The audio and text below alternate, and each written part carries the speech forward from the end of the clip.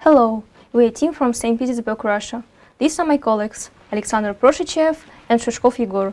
And my name is Elena Naidenova. Our coach is Pavlov Dmitry. Our team represents Electrotechnical University LT. Let's get started. We choose problem B, the mechanics of suction feeding. We decided to develop a mathematical model simulating the movement of the jaws of the fish during suction feeding. When modeling, this illustration was used. To create it, we asked the following questions about the forces, potential limitations, the time of the process, effective range, and the ways to improve our model. Assume that the mouth parts have simple attachment points at their ends and ignore interactions with the fluid. When developing the model, the largemouth bass was taken as an example of a typical high-performance suction feeder. But the presented model is also suitable for most other species that feeds on suction. Suction feeding is a process of capturing prey by generating a flow of water in a rapidly expanding mouth cavity. The opening of the upper jaw is due to the occurrence of the epaxial force thanks to the contraction of the epaxial muscles. The epaxials insert on the posterior region of the neurocranium dorsal to the joint between the posttemporal and supraclithrum. The ventral surface of the neurocranium forms the roof of the buccal cavity. The epaxials drive the neurocranium around this joint. During suction feeding, the neurocranium typically is rotated posterior-dorsally along with the upper oral jaws. The pharyngeal jaws and the suspensorium attach to it. The hypaxial muscles are responsible for the opening of the lower jaw. The hypaxial, in contrast, insert on the clavicula. Contraction of the hypaxial muscles cause a posterior rotation of the pectoral girdle. We use the following designations.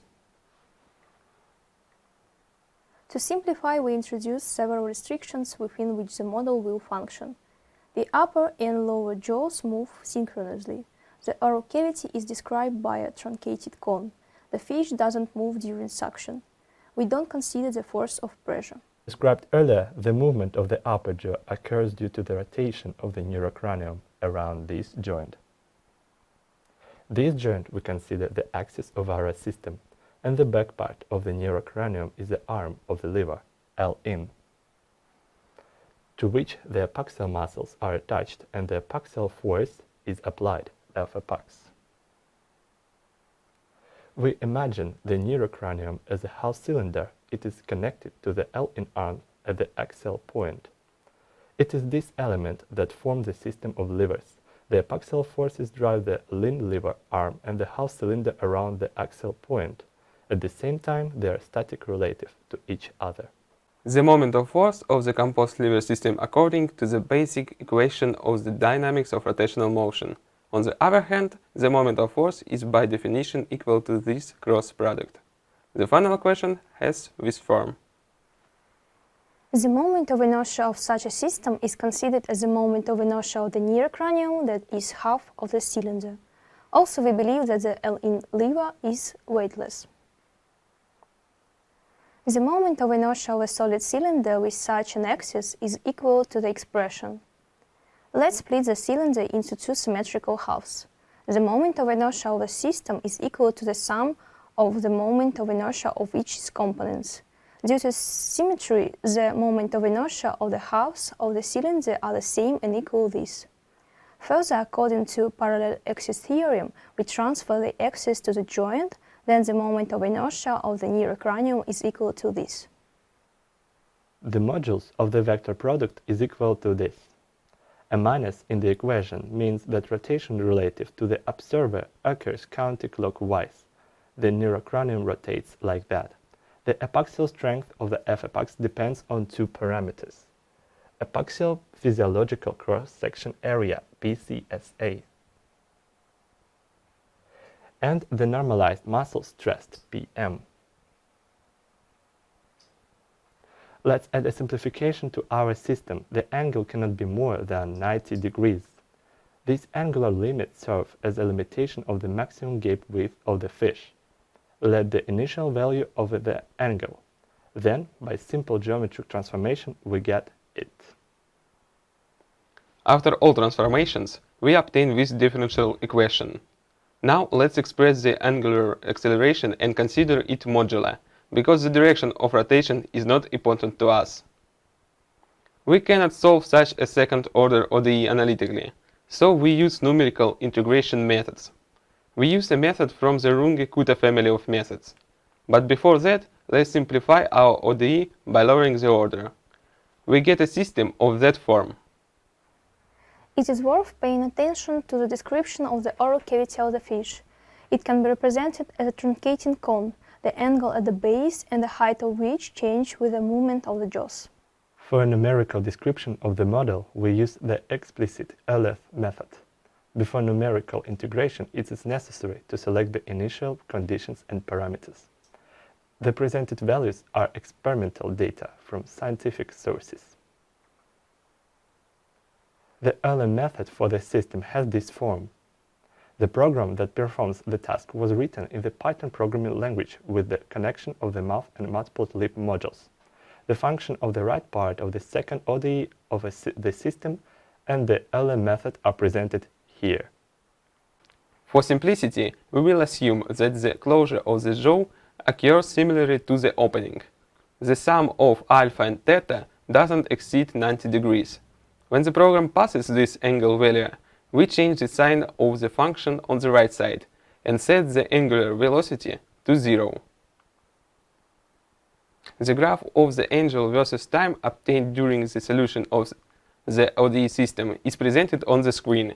We can conclude that the fish raises the upper jaw in about 80 milliseconds, at the angle of about 46 degrees.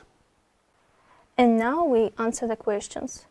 In the presented model, only apaxial and hypaxial forces were affected, with the help of which the fish could spread its jaws.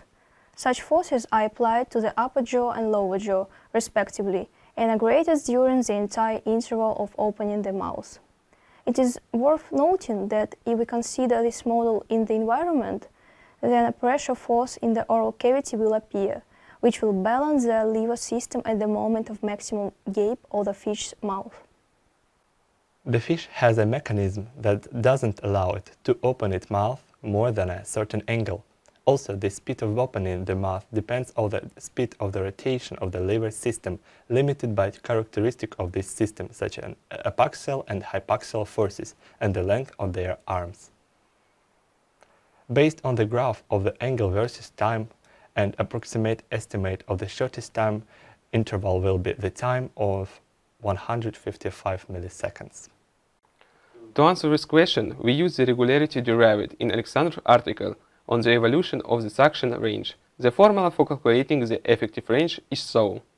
Due to changes in the rotational movement of the neurocranium, the volume of the oral cavity changes over time.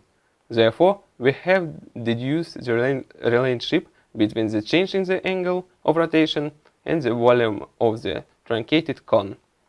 Then, by such transformation, we find the dependence for H and A. The volume of the truncated cone is equal to it. Well, taking the initial angle for beta 0, the graph of the dependence of the suction feeding range versus time looks like this. The graph shows that the maximum range is achieved with the maximum gape of the fish mouth, and is approximately 6 centimeters. From the above, it is clear that the volume of the oral cavity is a strong restriction for feeding by suction. Focusing solely on the movement of the mouth, we can complicate the lever mechanism by using a 4-bar linkage lever in the movement of the lower jaw, thanks to which it will be possible more accurately represents its opening and moving forward. 4-bar linkage, 4 links connected in a loop by 4 joints. The mouth is described by a system of the original lever and added 4-bar linkage lever with 3 degrees of freedom. In conclusion, we would like to express our gratitude to the organizers of the Scudem and our coach Dmitry Palov.